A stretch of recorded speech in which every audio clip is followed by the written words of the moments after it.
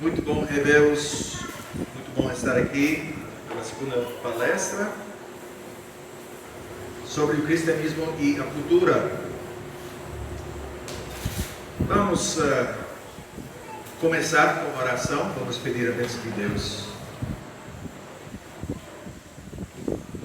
Oremos, irmãos. Senhor Deus, nosso bondoso Pai Celestial, nós entramos na Tua santa presença mais uma vez para dar graças a Ti, para Te agradecer, Senhor, por Tua bondade, Tua fidelidade e a Tua presença conosco. Senhor, nós damos graças a Ti por essa oportunidade que nós recebemos para nos reunir, para aprender mais sobre nossa responsabilidade cultural, sobre o mandato cultural que recebemos de Ti. Senhor, nós pedimos a Tua bênção sobre essa palestra, sobre a vida dessa congregação e todas as pessoas que estão reunidas aqui e sobre todas as nossas vidas. Senhor, nos ajuda a cumprir a nossa responsabilidade e realizar as tarefas que Tu nos deste para fazer nessa vida, para a glória do Teu nome e para o benefício do nosso próximo. Senhor, nos ajuda, nos capacita. Em nome de Cristo nós oramos. Amém. Amém.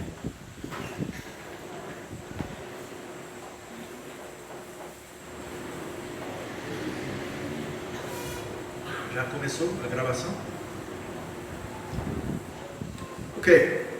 Irmãos, ontem nós ouvimos a primeira palestra sobre o mandato cultural, ou o mandato da criação, o mandato de domínio que Deus nos deu. Então, esse mandato que nós estamos ou devemos cumprir é nosso trabalho cultural, e esse mandato se baseia na nossa criação à imagem de Deus. Então, estou revisando alguns dos pontos da noite passada. Então, como a imagem de Deus, nós trabalhamos em nome de Deus nesse mundo, como os representantes de Deus, somos agentes de Deus, governando esse mundo, desenvolvendo esse mundo, a criação, e também subjugando a criação em nome de Deus. Então é nosso chamado, nossa responsabilidade como imagem de Deus. Então, como imagem de Deus, nós trabalhamos ao imitá-lo. Então, na imitação de Deus. Então, Ele, nós sabemos, Ele é o único Deus. Também o Deus único. Só Ele é o Criador. E a Bíblia usa um verbo para descrever a obra criativa de Deus, que só usa na Bíblia Deus como sujeito. Então, é só Deus que cria coisas. Nós, seres humanos, nós não criamos coisas, nós fazemos coisas. Então, Ele fala e a palavra dele tem poder de criação. Do nada, Ele fala e a criação acontece. Nós não somos assim, nós sabemos. Então Ele faz coisas completamente novas. Nós trabalhamos com a matéria-prima que Ele nos deu em imitação dEle.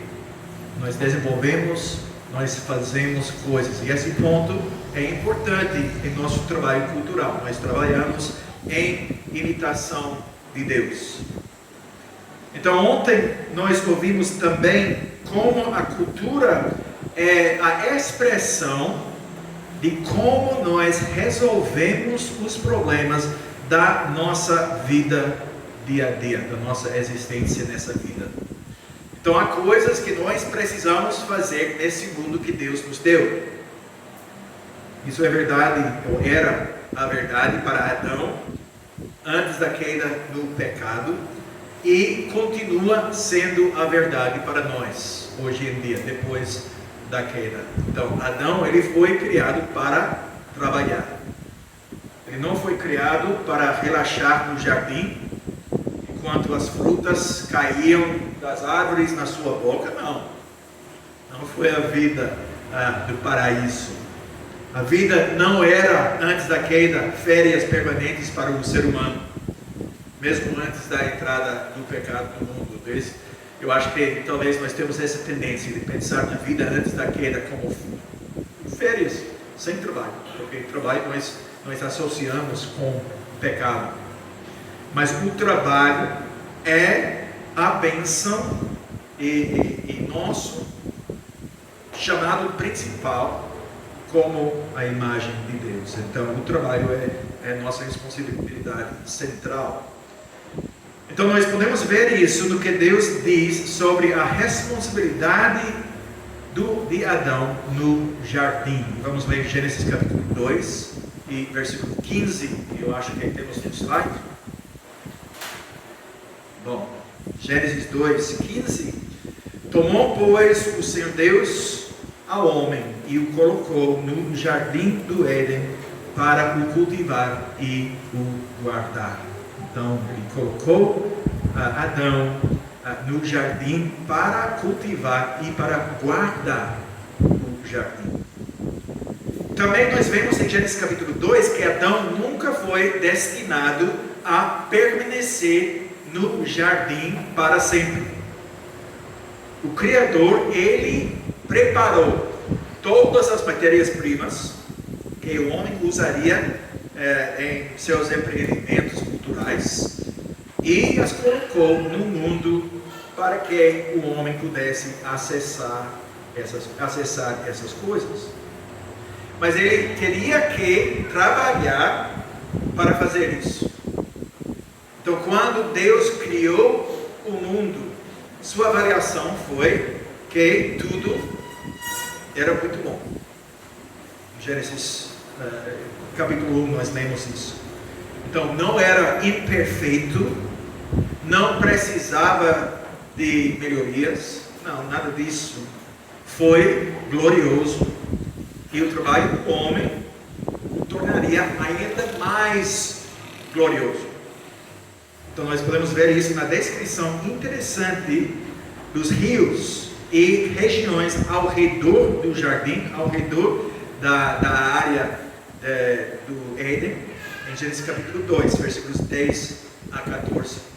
Então, nós lemos, começando em Gênesis 2, versículo 10: E saía um rio do Éden para regar o jardim, e dali se dividia, repartindo-se em 4 braços. O primeiro chama-se Pison, é o que rodeia a terra de Havilá, onde há ouro.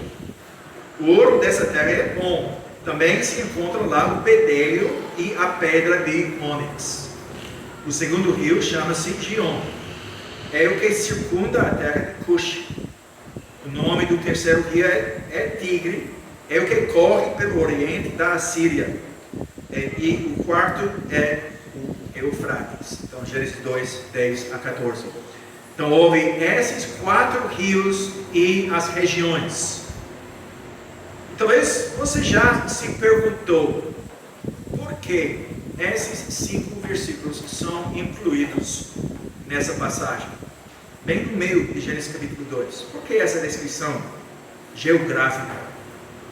Parece que, na verdade, não estaríamos perdendo muito se esses versículos não fossem incluídos aqui nessa passagem. Mas, na verdade, se esses versículos não estivessem lá, você poderia pular diretamente do versículo 9 para o versículo 15 e nunca perceberia que havia algo faltando. Então, vocês podem tentar fazer isso, vocês vão ver. Mas o ponto que eu quero enfatizar aqui é que esses detalhes não são somente detalhes geográficos interessantes. As pessoas usaram esses detalhes para tentar descobrir onde estava localizado o jardim do Éden, que é um esforço completamente inútil, porque a geografia do mundo foi completamente alterada pelo dilúvio. Então, buscar o jardim é trabalho inútil. Mas há detalhes importantes aqui. Esses rios eram um meio pelo qual Adão poderia acessar o mundo fora do Éden. E nessas regiões o Senhor havia colocado matérias-primas que poderiam ser utilizadas por Adão em seus trabalhos culturais. Ouro, especificamente ouro, bedélio e ônix. 3 coisas. Ouro, um metal brilhante que é macio demais para fazer ferramentas, mas perfeito para fazer coisas bonitas. Também bedélio é um material que tem um cheiro muito bom, um cheiro maravilhoso, de fato. E também ônix, que é uma pedra preciosa. Então essas coisas Deus colocou nessa região. É dessas coisas que é feito o trabalho cultural. Então Deus não fez esse trabalho para o homem. O homem teria que viajar. Ele teria, primeiro, pense nisso, ele teria que inventar o barco, depois projetar o barco, depois construir o barco, e então navegar o barco até a região de Havilá. Então, quando chegasse na região de Havilá, na terra de Havilá, ele teria que descobrir esses materiais e descobrir o que fazer com eles.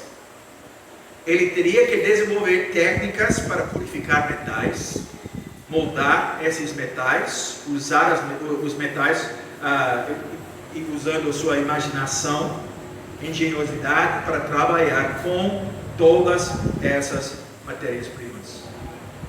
Então, tudo isso seria uma parte essencial do seu trabalho para subjugar, para dominar e para desenvolver a terra.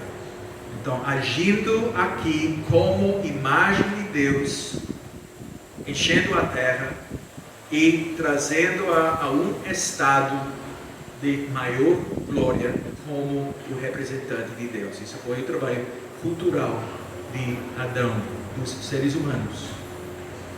Então, tudo foi preparado para que o homem criasse a cultura humana para a glória de Deus. Então, tudo foi colocado na criação na terra. Mas nós sabemos o que aconteceu, e foi aquele no pecado. Nós ouvimos ontem que os aspectos fundamentais do mandato cultural não mudaram após a queda do pecado, e que Deus reinstituiu esse mandato no novo começo que ele fez depois do dilúvio com Noé e com toda a criação, com aquele pacto que ele fez.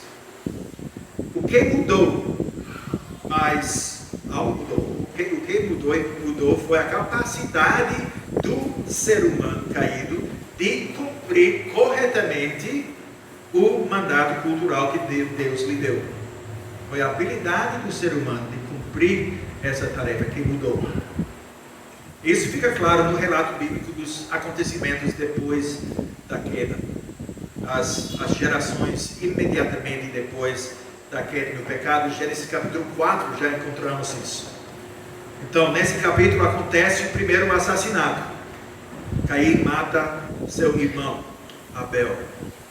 E então, o que acontece depois? Nós lemos em Gênesis capítulo 4. Retirou-se Caim da presença do Senhor e habitou na terra de Nod, ao oriente do Éden. E coabitou Caim com sua mulher. Ela concebeu e deu à luz a Enoque. Caim edificou uma cidade e lhe chamou Enoque, o nome do seu filho. A Enoque nasceu-lhe Irade. Irade gerou a Meujael, Meujael a Metusael, e Matusalém a Lameque. Então, Lameque, ele tomou para si 2 mulheres, 2 esposas. E o nome de uma era Ada, a outra se chamava Zilá. Ada deu à luz a Jabal. Esse foi o pai dos que habitam em tendas e possuem gado. O nome do seu irmão era Jubal. Este foi o pai de todos os que tocam harpa e flauta. Zilá, por sua vez, deu à luz a Tubal-Caim, artífice de todo o instrumento cortante de bronze e de ferro. Irmão de Tubal-Caim foi Naamã. E disse Lameque às suas esposas, então é a irmã de Tubal-Caim, Naamã. E disse Lameque às suas esposas: Ada e Zilá, ouve-me, vós, mulheres de Lameque, escutai o que passo a dizer-vos. Matei um homem porque ele me feriu, e um rapaz porque me pisou. 7 vezes se tomará vingança de Caim, e Lameque, porém, se terá 7 vezes 7. Então, Gênesis 4, 16 a 24. O que nós vemos aqui? São trabalhos culturais. É o desenvolvimento da cultura humana. Mas o que vemos também é que tudo está distorcido. Tudo está errado. Caim constrói uma cidade, mas ele constrói essa cidade em desobediência a Deus. Na verdade, em rebelião contra Deus. Ele dá à cidade o nome do seu filho, depois de que ele foi amaldiçoado para ser um fugitivo e errante pela terra. Mas ele construiu uma cidade para ficar num lugar só. Então, depois disso, seus descendentes aparecem na cena e eles são grandes figuras culturais. Desenvolvem agricultura, os tipos de práticas agrícolas que continuam até hoje. Eles desenvolvem as artes, desenvolvem a música, os instrumentos musicais, bem como a ciência e a tecnologia. Então, eles se casam, eles constituem família, têm crianças, têm filhos, e tudo isso é trabalho cultural. Mas é trabalho feito para quê? É trabalho feito para dominar, no sentido negativo, não no sentido positivo, para oprimir. É trabalho feito no contexto de violência. É trabalho feito contra Deus e não em serviço de Deus. O homem caído, o homem perdido nas trevas, não cessa de ser um ser cultural. Ele continua como um agente cultural. Mas a cultura que ele cria é uma cultura anticristã, não uma cultura neutra. Nunca pode ser uma cultura neutra. Sempre é uma cultura anticristã. É tudo distorcido. Porque em vez de trabalharem para construir a cidade de Deus, Caim, seus descendentes, estão construindo a cidade do homem. Então tudo nessa cidade é direcionado contra Deus. Tudo é destinado a servir o ser humano, os seus desejos.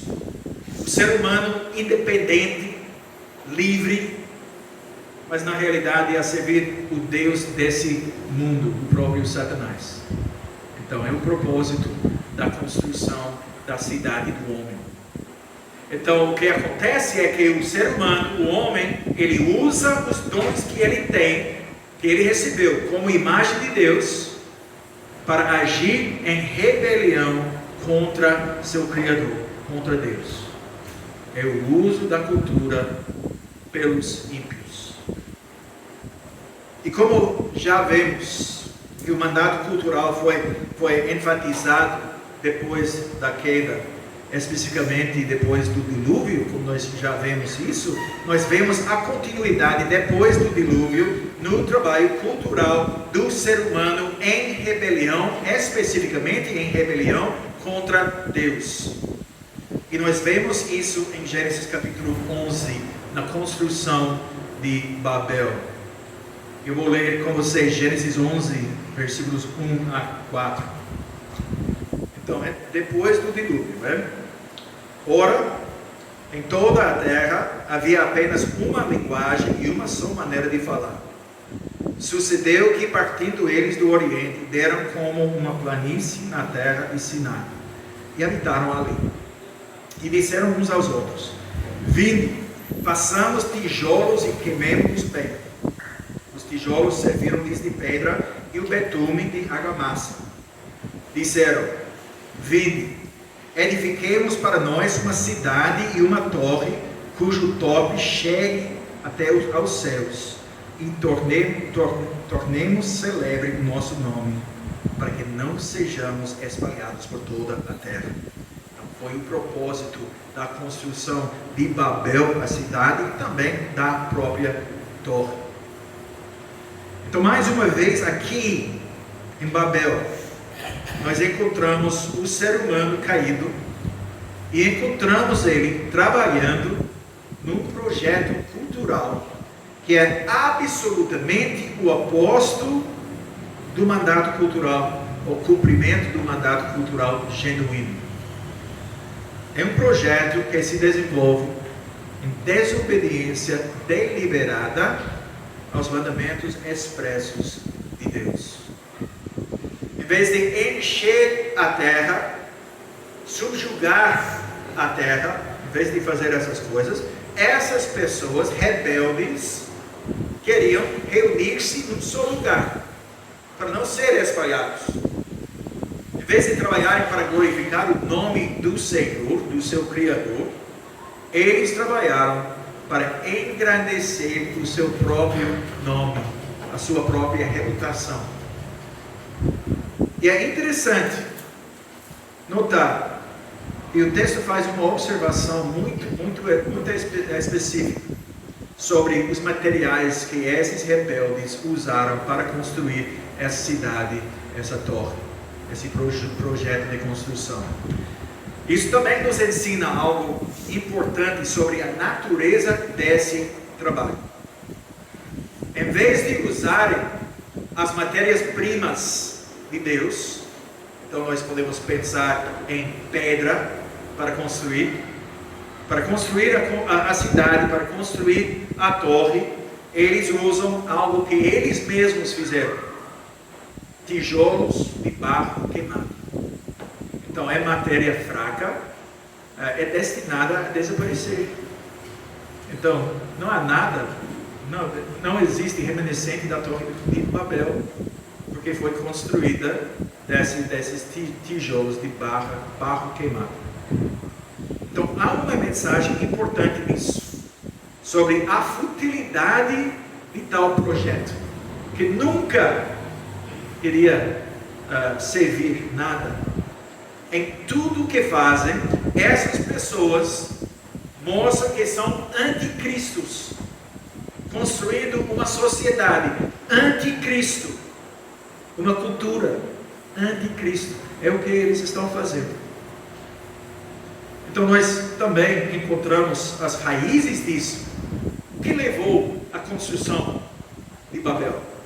As raízes disso nós encontramos nas primeiras gerações dos filhos de Noé.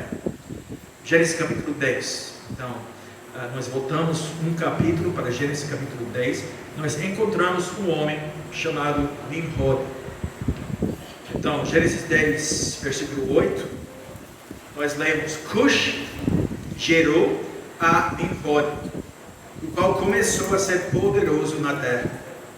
Foi valente caçador diante do Senhor.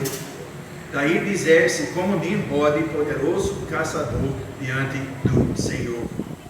O princípio do seu reino foi Babel, Ereque, Acade e Calné, a terra de Siná. Daquela terra saiu ele para a Síria e gerou a Ludim, a Anamim, a Leabim, a Naphtuim, a Patruzim, a Casluim, de onde saíram os filisteus, e a Caftorim. Então, Nimrod. Ele era construtor, então trabalhador cultural, construtor de grandes cidades, descrito em termos de dominação e, mais uma vez, violência. Mais uma vez nós vemos que essa cultura anti-Deus é violenta, é egocêntrica, baseia-se na rebelião contra Deus e no engrandecimento pessoal. Então, ele constrói cidades grandes, cidades impressionantes, mas são cidades construídas em rebelião contra Deus. São caracterizadas por malignidade, egocentrismo e violência. Então, é a cultura da cidade do homem. Em contraste agora, nosso chamado como povo de Deus, como povo da aliança de Deus, é construir a cidade de Deus. Nosso chamado, nossa vocação é trabalhar com as matérias-primas que Deus nos forneceu e construir uma sociedade que é especificamente cristã. É nossa responsabilidade fazer isso. Então, esse ponto é extremamente importante. Vou enfatizar esse fato. O nosso trabalho, a nossa tarefa é construir uma sociedade cristã. Então, uma sociedade cristã, governada de acordo com a palavra de Deus, estruturada em todas as esferas da vida, de acordo com os mandamentos de Deus. É nossa responsabilidade fazer isso. Isso significa que nossa vocação não é viver no meio desse mundo que está perdido nas trevas, passar nosso tempo aqui nessa vida, considerar e pensar que somos apenas estrangeiros, peregrinos nesse mundo. De qualquer maneira, então, só precisamos passar os 70, 80, talvez 90 anos aqui nessa vida, finalmente chegarmos para o céu e escapar essa maldição dessa vida. Então, não é assim a vida cristã. Como já disse, nós somos chamados a construir a cidade de Deus. Não apenas ir à igreja aos domingos, aos estudos bíblicos durante a semana, não apenas participar das atividades da igreja. E claro, essas coisas são necessárias, são importantes, não estou dizendo diferente, mas são apenas o começo e não o fim.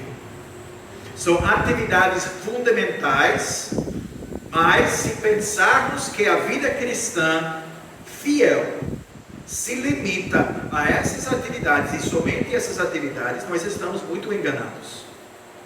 Não estamos pensando no nosso mandato cultural. Então, nossa vocação cultural é muito mais profundo do que isso. Nosso compromisso tem que ser completo, tem que ser absoluto, tem que ser radical.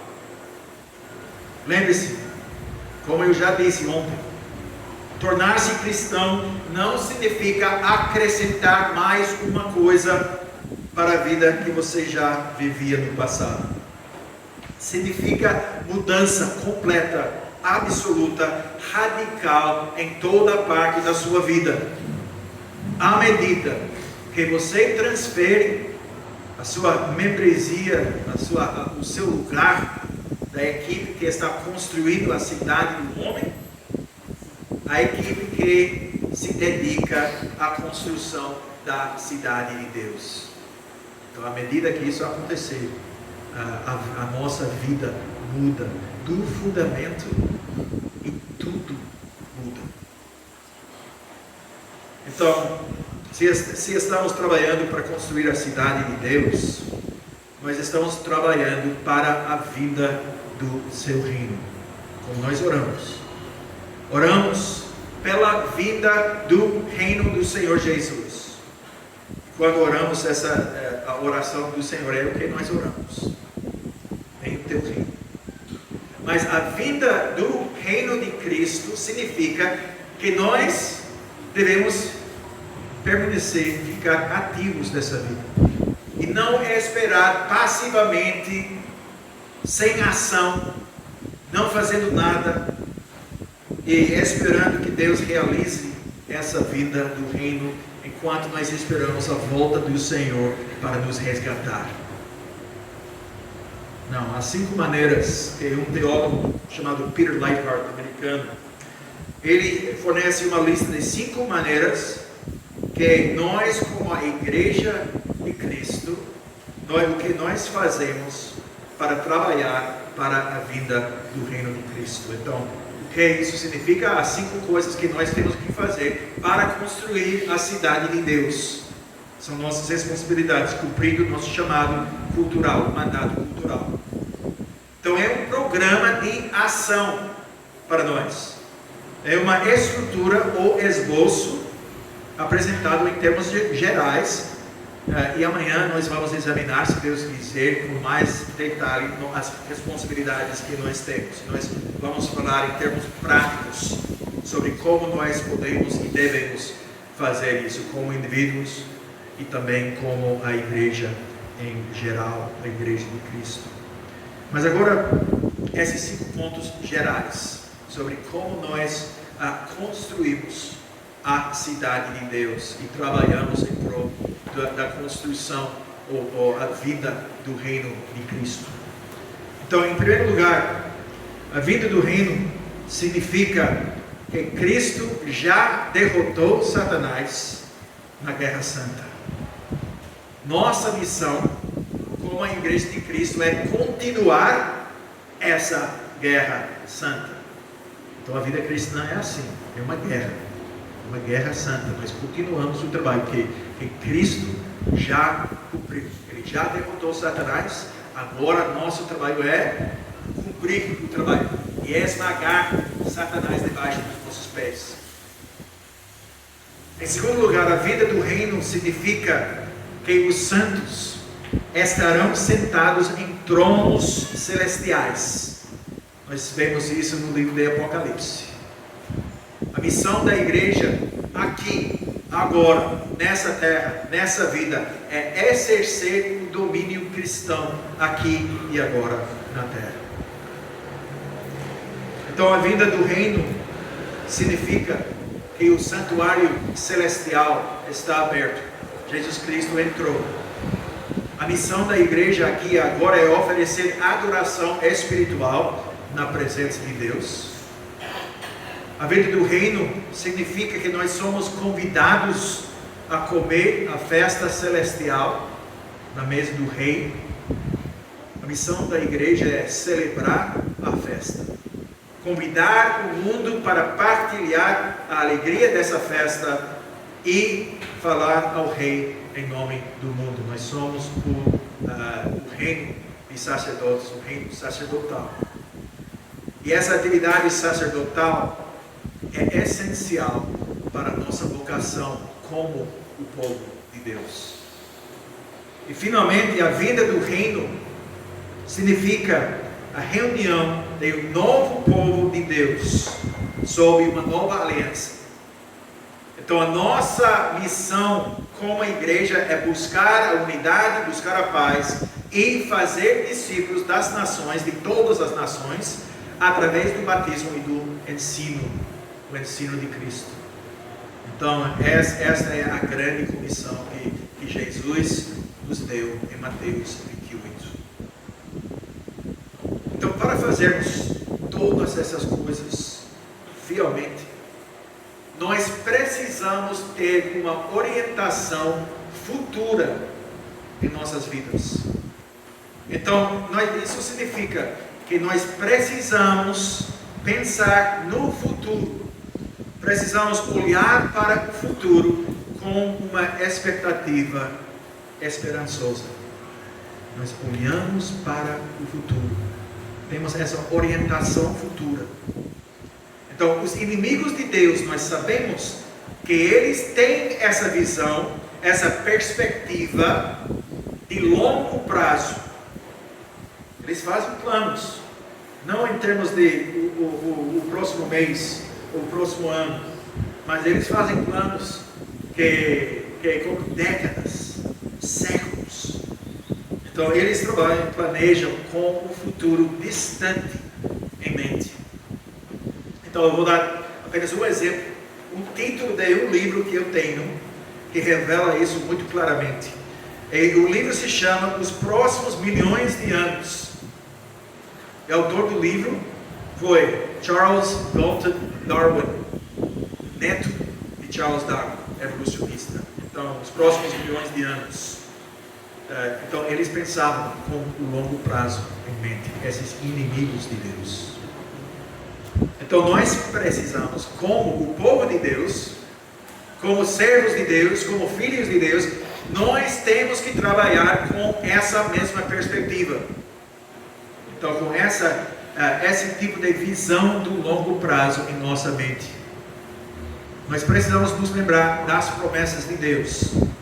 Precisamos lembrar que Ele se descreveu assim, Deuteronômio capítulo 5, versículo 10. E faço misericórdia até 1000 gerações daqueles que me amam e guardam os meus mandamentos. Então ele fala sobre 1000 gerações. Ele fala sobre o longo prazo. Ele fala sobre o futuro distante. Então nós temos que ter esse tipo de pensamento. E não somente pensar no que vai acontecer amanhã, ou o que vai acontecer na semana que vem, ou talvez no máximo no ano que vem. Não. Nós temos que pensar com esse longo prazo em mente. Então ter essa visão de longo prazo vai nos ajudar a compreender a importância dos pequenos passos que nós damos no trabalho em prol da vida do reino de Deus, o reino de Cristo em toda a sua plenitude. Ao colocarmos algumas pedras nos alicerces da cidade de Deus, nós ensinamos nossos filhos a fazer a mesma coisa. E os ensinamos a ensinar seus filhos a fazer a mesma coisa. Então, é assim e assim por diante, ao longo das gerações. E, passo a passo, são lançadas as bases dessa cidade, a cidade de Deus. Começa a construção dos edifícios. É um processo. Mas lembre-se das parábolas de Jesus, do que ele disse sobre o reino de Deus.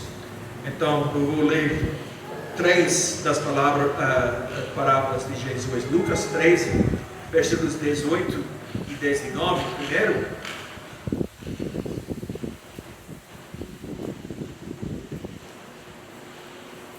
Lucas 13, 18 e 19. E Jesus dizia: a que é semelhante o reino de Deus, e a quem o compararei? É semelhante a um grão de mostarda que um homem plantou na sua horta, e cresceu e fez-se árvore, e as aves do céu aninharam-se nos seus ramos. Então, uma comparação feita entre esse grão de mostarda e o reino. Também, os próximos versículos 20 e 21 de Lucas 13, disse mais Jesus: a quem compararei o reino de Deus? É semelhante ao fermento que uma mulher tomou e escondeu em 3 medidas de farinha, até ficar tudo levedado. Mais uma parábola, Marcos 4, 26 a 29.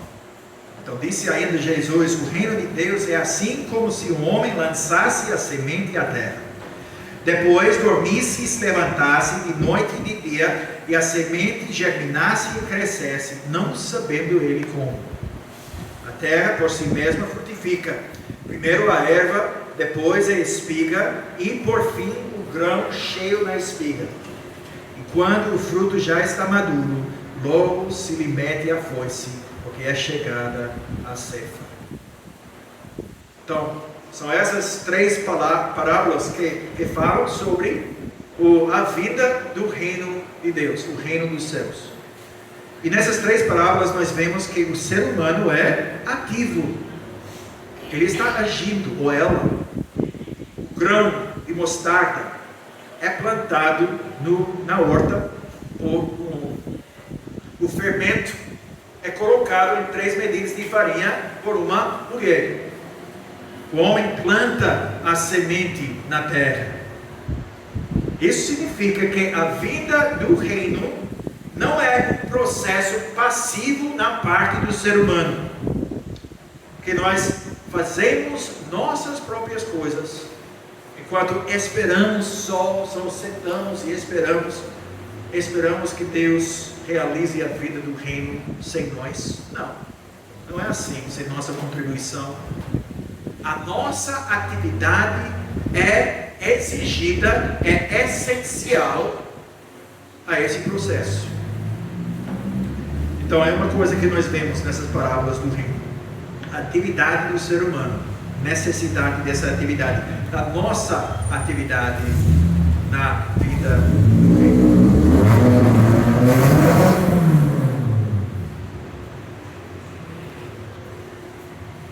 Mas também nós vemos uma outra coisa que é muito importante nessas parábolas. O homem planta grão de mostarda, mas esse grão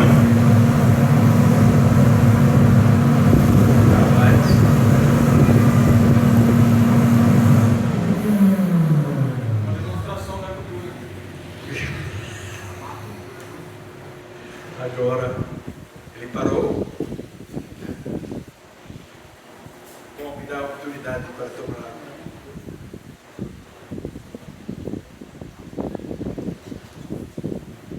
Agora, continuando, nós vemos mais uma coisa que é importantíssima aqui nas parábolas. O homem, ele planta o grão de mostarda, mas o grão de mostarda cresce não por causa dele, não por causa do ser humano. Ele planta, mas o crescimento não vem dele, não, mas por causa de algo fora dele. O crescimento não depende dele, depende de Deus. Ponto importantíssimo. O mesmo se aplica ao fermento que a mulher coloca na farinha. Então a massa fica levedada, não por causa da mulher, mas por algo fora dela.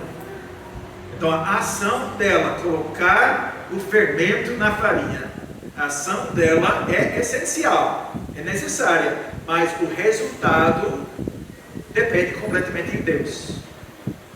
E na parábola do homem que planta uma semente, fica ainda mais claro esse ponto, porque Jesus diz que o homem planta a semente germina, cresce, e o homem nem sabe como isso acontece. Então os dois pontos são importantes, porque Jesus ele enfatiza a atividade humana no processo, bem como o fato de que o resultado do trabalho no final, o resultado desse trabalho humano, depende de Deus, completamente. Então, nós temos que fazer o trabalho, mas o trabalho que nós fazemos só realiza alguma coisa porque Deus está ativo no processo. Os dois pontos. Então, eu espero que isso esteja claro até agora, porque eu acredito que esses pontos são vitais para a nossa compreensão da vida cristã. Nós somos chamados a nos arrepender e a crer no Senhor Jesus Cristo. Ele é o Salvador do mundo, aquele que Deus opera para reconciliar consigo todas as coisas, como nós ouvimos ontem. Não somos chamados a nos arrepender e crer apenas para a salvação da nossa alma e para sermos libertos desse mundo que de qualquer forma só irá para o inferno. Não é assim. Nós somos salvos de alguma coisa, mas também somos salvos para alguma coisa. Nós somos salvos do pecado e da morte, da nossa miséria, mas somos salvos para trabalhar em nome de Deus, para cumprir o mandato cultural que Deus nos deu, fazendo as boas obras que Ele preparou de antemão para nós fazermos. Então, esse não é um trabalho de meio período para o qual fomos chamados. É um compromisso de tempo integral, abrangente e completo. Então, quando esse compromisso absoluto é ignorado, ou quando não é compreendido, nós podemos ver os resultados. O resultado, quais são os resultados? Então, um resultado é uma igreja ineficaz, que não tem nenhum impacto nesse mundo. É uma igreja que existe no mundo, que sobrevive, de certa forma, mas é uma igreja que é impotente, que não tem poder, uma igreja que luta para permanecer viva enquanto os inimigos de Deus, ao nosso redor, ao seu redor, trabalham constantemente para construir a cidade do mundo. Então a cultura do mundo, que vive ao serviço de Satanás, continua a exercer controle. E a culpa disso não é de Deus, mas é do homem. Quando a cidade do homem domina, são aqueles que têm a tarefa de construir a cidade de Deus, mas que não compreendem a sua responsabilidade e a sua tarefa, ou que simplesmente não obedecem ao chamado de Deus, são os responsáveis. Então nós precisamos, irmãos, ter em mente esse quadro geral e não pensar de uma forma muito limitada sobre a natureza da vida cristã e sobre a vida da igreja. Então, quando Jesus Cristo, quando Ele comissionou os seus discípulos, nós já ouvimos da grande comissão, Mateus 28, Ele fez uma declaração sobre sua autoridade e também fez uma declaração, uma promessa sobre a sua presença contínua. Então, a grande comissão tem essa conexão estreita com o mandato cultural. Jesus, Ele deu as ordens aos discípulos: ide, fazer discípulos de todas as nações, batizando-os em nome do Pai, e do Filho e do Espírito Santo, ensinando-os a guardar todas as coisas que vos tenho ordenado. Então, nós reconhecemos essas palavras bem conhecidas podemos dizer, do mandato cultural do Novo Testamento. Mas antes de dizer isso, antes de dizer ide fazer discípulos, Ele faz essa declaração: toda a autoridade me foi dada no céu e na terra. Toda a autoridade me foi dada no céu e na terra. Então tudo pertence a Ele. Ele tem autoridade absoluta, 100%. E podemos ver a conexão entre essa autoridade e a grande comissão na próxima frase. Porque ele diz: ide, portanto. Porque toda a autoridade do céu e na terra me foi dada. Façam isso. E depois de dar essa comissão aos seus discípulos, Ele lembra os discípulos da sua presença contínua com eles e conosco, porque Ele também dá essa comissão a nós. Então Ele faz isso para nos encorajar no trabalho duro que eles tinham que fazer e que nós temos que fazer também. Ele diz: e eis que estou convosco todos os dias até a consumação do século. Então, toda a autoridade me foi dada no céu e na terra. Então, por causa disso, ide, portanto, fazer discípulos de todas as nações, etc. Então, quando nós consideramos como cumprimos o nosso mandato cultural, como nós devemos cumprir a grande comissão, como nós construímos a cidade de Deus aqui na terra, nosso mandato cultural, mandato de domínio. Essas são as duas verdades que devem nos guiar e nos encorajar. Então amanhã, se Deus quiser, na última palestra, eu vou falar em termos muito práticos sobre a nossa vocação cultural como nós podemos, como nós devemos trabalhar dia após dia ao longo da nossa vida para construir a cidade de Deus. E como nós podemos trabalhar para a vida do reino dos céus.